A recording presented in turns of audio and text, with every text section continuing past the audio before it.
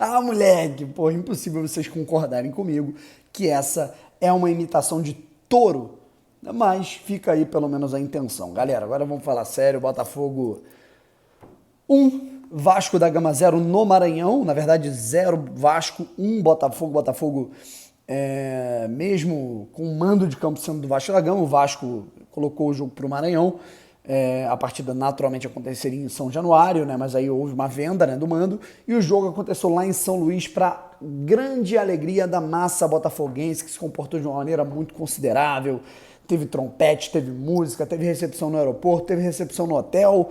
Coisa maravilhosa essa torcida do Botafogo lá de São Luís do Maranhão. Fico muito feliz que eles possam ter presenciado uma vitória do Botafogo por 1-0 num clássico importante contra o Vasco.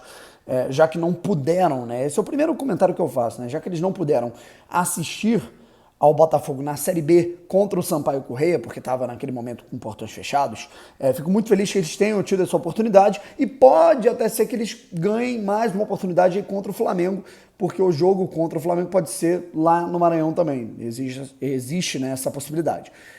Enfim, se inscreve no canal, deixa o like, ativa o sininho para você não perder nenhuma novidade também.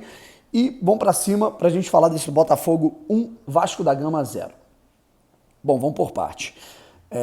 Era um jogo em que a gente interpretava, né, eu particularmente interpretava, e que o ambiente estava um pouco mais favorável para o Vasco, psicologicamente falando, né, no pré-jogo.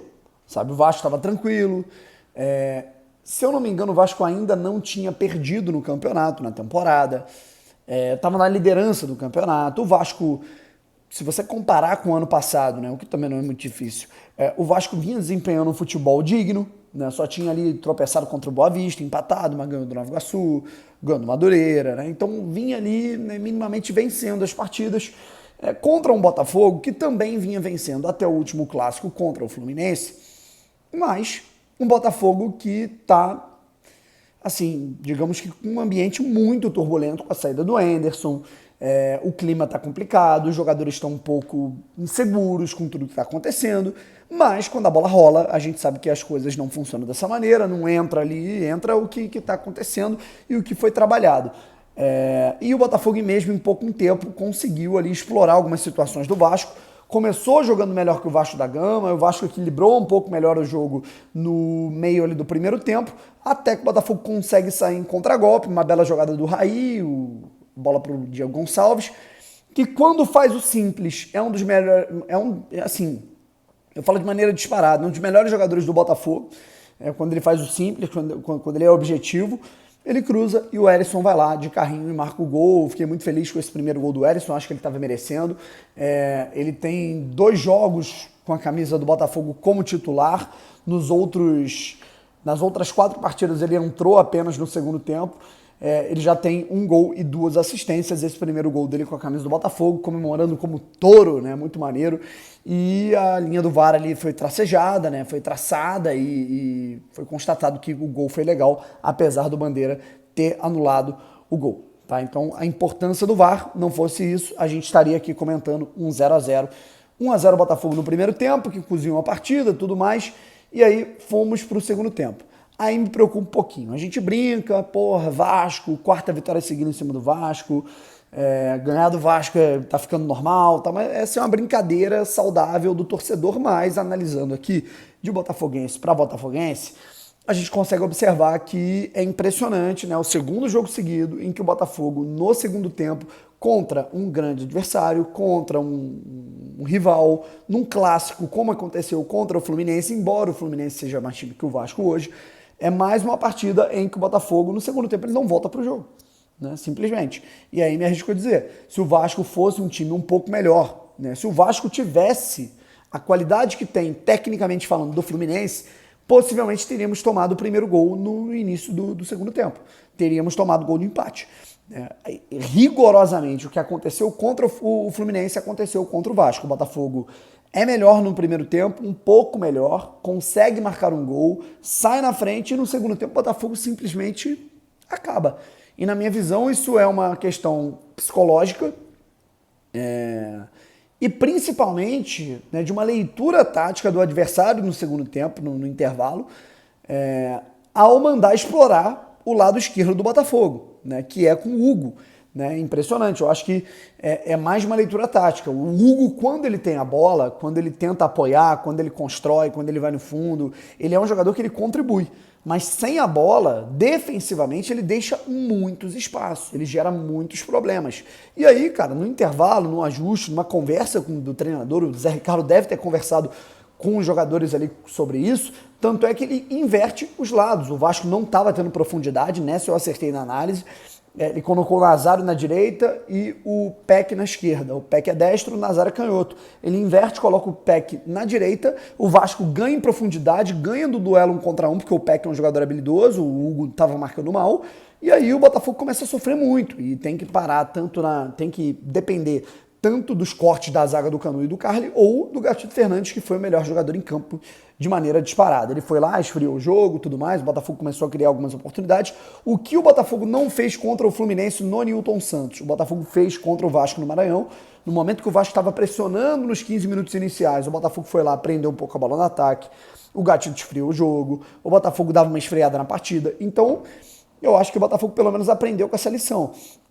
E aí o jogo equilibrou um pouco mais, né, com o Vasco saindo um pouco mais, naturalmente porque precisava fazer o gol de empate, o Botafogo desperdiçando muitos contragolpes, isso me deixou um pouco preocupado, né, principalmente quando se trata de Diego Gonçalves, mas o Gatito deu conta do recado, jogou muita bola, aí a gente teve algumas alterações ali que fizeram o Botafogo reter um pouco mais de posse, como por exemplo a entrada do Juninho.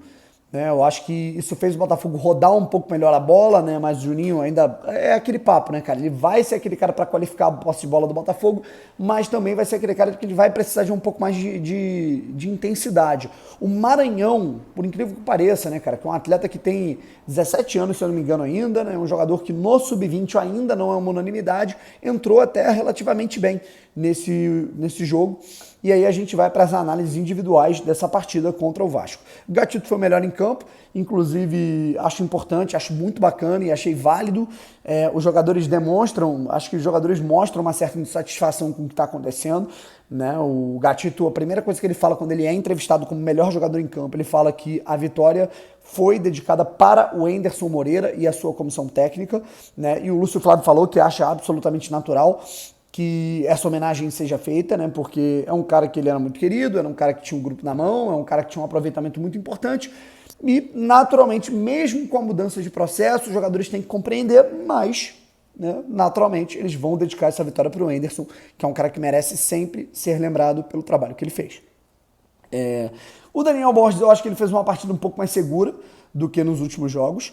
Carli e Canu também achei interessante, principalmente o Carli. Eu acho que o Carli fez uma baita partida. Espero que o John Textor tenha assistido a esse jogo para ressaltar a importância do Joel Carli num jogo como esse.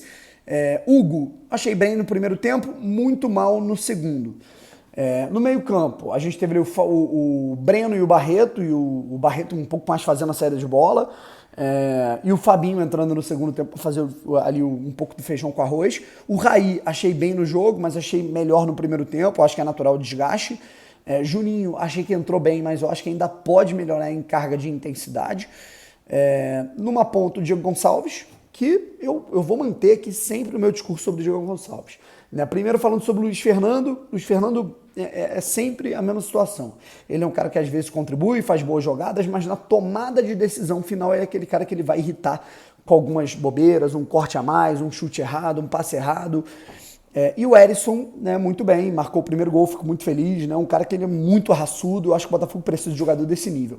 E o Diego Gonçalves, eu mantenho o meu argumento, cara. O Diego Gonçalves, quando ele faz o simples, né, quando ele pega a bola, faz 1-2, faz a triangulação, faz a ultrapassagem, cruza para o companheiro mais próximo, dá o corte num contra um, quando ele está ali numa situação em que ele precisa fazer isso, ele é um dos melhores jogadores do time e vou além. Ele é um dos melhores jogadores do Campeonato Carioca e tende a ser um bom jogador ou até um ótimo jogador numa primeira divisão, né, que ele nunca jogou.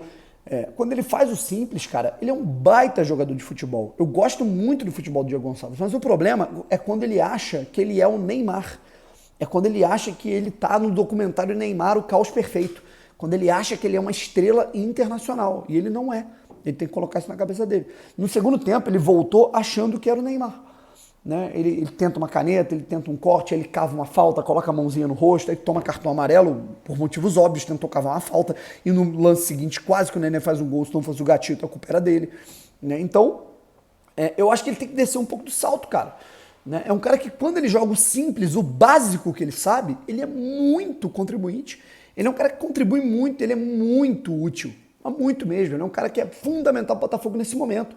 Mas quando ele quer brincar, quando ele quer dar caneta, quando ele quer fazer graça, quando ele quer aparecer mais do que ele pode, né, ele prejudica o time do Botafogo. No último jogo contra o Fluminense, aconteceu tanta coisa que eu não falei. Né, mas ele roubou uma bola do pé do Matheus Nascimento. Ele é muito vaidoso, cara. Né? E eu acho que um jogador do nível dele para o Botafogo, ele não pode deixar a vaidade, né, passar por cima da qualidade técnica que ele tem. Né? Eu acho que ele é muito vaidoso, muito narcisista, né, e isso atrapalha em diversos momentos. Quando ele joga o simples, quando ele faz o básico, ele contribui muito, é muito melhor para ele, para o Botafogo e para todo mundo, beleza? E o Lúcio Flávio, né, cara, eu acho que ele colocou uma equipe ok em campo, eu acho que os jogadores de base possuem mais confiança para jogar com ele, eu acho isso muito importante. Porém, eu acho que ele demorou ali a mexer nos 10 minutos iniciais. Por sorte, o Botafogo acabou não tomando gol, mas o Botafogo conseguiu manter o resultado. Eu acho que o Botafogo piorou um pouquinho nos contragolpes em algumas ações. O Botafogo também esteve um pouco mais vulnerável defensivamente quando perdia a bola num contragolpe adversário. Mas eu também não vou ficar cobrando, né? Até porque o Lúcio Flávio só deu um treino cheio até a viagem para o Maranhão do Botafogo, beleza? Gente, beijo. Mais tarde eu quero falar sobre Anderson Moreira. Anderson Moreira, eu quero falar muito sobre ele e sobre algumas outras situações que vão surgir do Botafogo. Valeu? Fui!